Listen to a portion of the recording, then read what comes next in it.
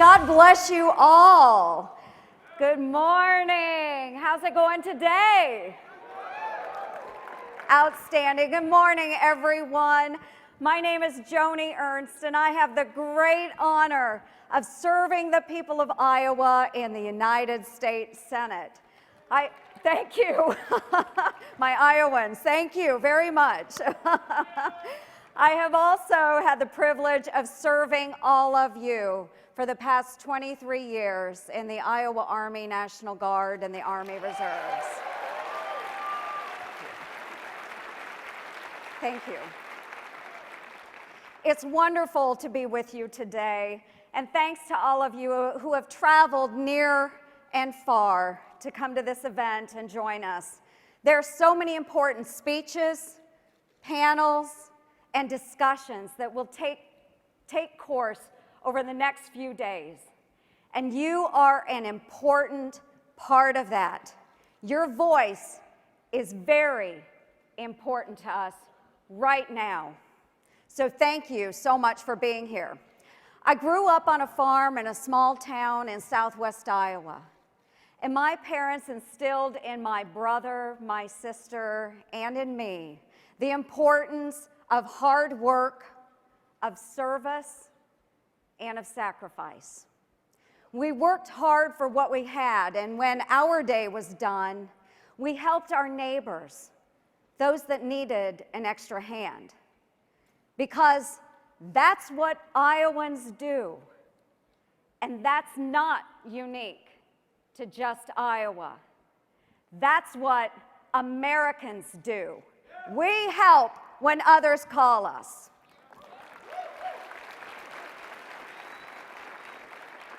So many Americans across this great nation work tirelessly day in and day out to help grow a vibrant economy so their kids and grandkids can have more opportunity. And so many courageous men and women fight to ensure the United States remains a strong and stabilizing force around the globe. Amen. In fact, if I could just take a brief moment to ask any veteran in the room to please stand or raise your hand if you can't stand. And I'm going to ask everyone else to honor these veterans. Thank you.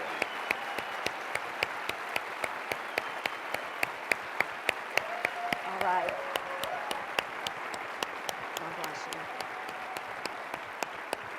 God bless you all. God bless you all. Unfortunately, as many of you know, our nation's ability to lead is in jeopardy. I hear from folks constantly who are concerned about what's going on overseas, and rightfully so. The reality is we have significant issues right now that are not being addressed. When I listen to our allies around the world, they express their concern that America is no longer leading. The question I have heard time and time again is, where is America's leadership? Where is it? They see us shrinking from our place in the world and failing to address growing threats. They are looking for an American leader that is willing to stand up and say, enough is enough. Why are they crying out for leadership? Why are we crying out for leadership? Because more and more we see threats to our homeland, threats that have been magnified by the failure of this administration to stand tall, recognize the threats that are facing us, and to destroy ISIS.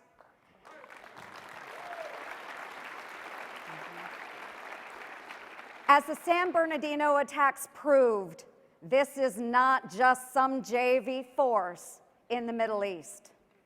ISIS is present in all 50 states, according to the FBI. Think about that for a moment. in every single one of our 50 states. It is so very alarming, yet I know that we can and must do better. How?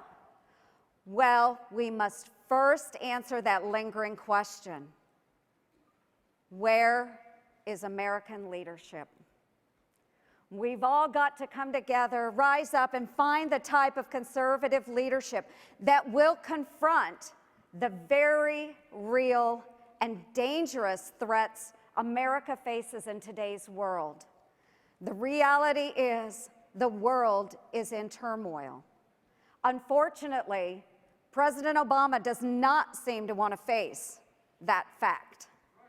It's easier to ignore the problem than to face it head on.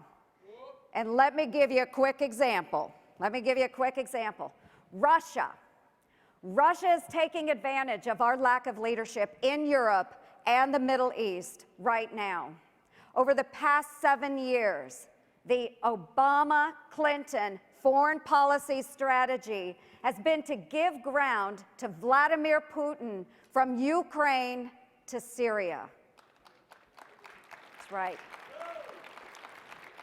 To retreat from making tough choices in the defense of American interests and our national security.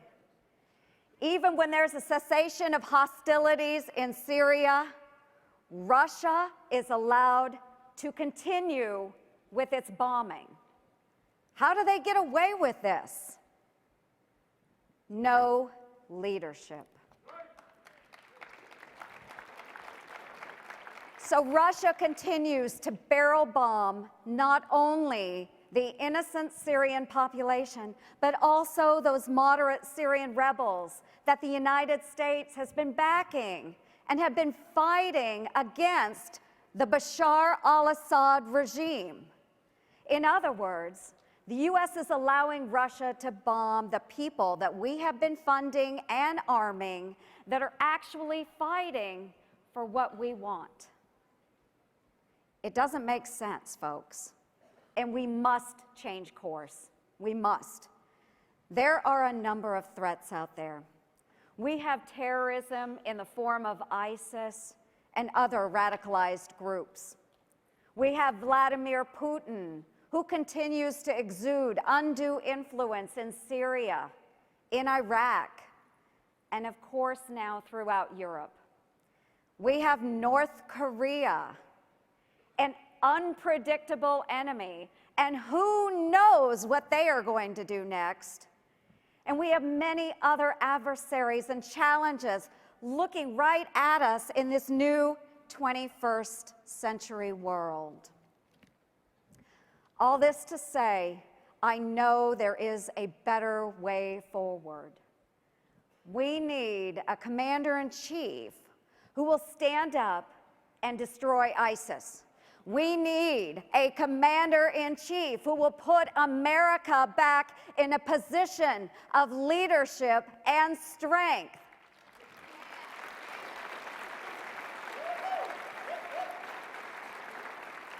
We need a commander-in-chief who will help our allies and protect our national security. And the great news is that we have that opportunity this year in 2016. We need to make it happen. We have extraordinary Republican candidates across the board who are articulating their vision to get our country growing again and to ensure America remains a strong, stabilizing force around the globe. We cannot afford to have a president or those who have served in his administration whose wayward policies in the Middle East have led to the strengthening of terrorists. ISIS continues to grow and expand while the president fails to put forward a comprehensive strategy to destroy them. Now is the time to stand up and make our voices heard. Each one of you Every single one of you here today has an important role to play. We all have this opportunity this year. I hope you will join me and ensure that we take this opportunity in 2016 to nominate a strong conservative leader who will defeat Hillary Clinton or Bernie Sanders. That's right. That's right. This is our time to stand up and fight for the security of our children and our grandchildren.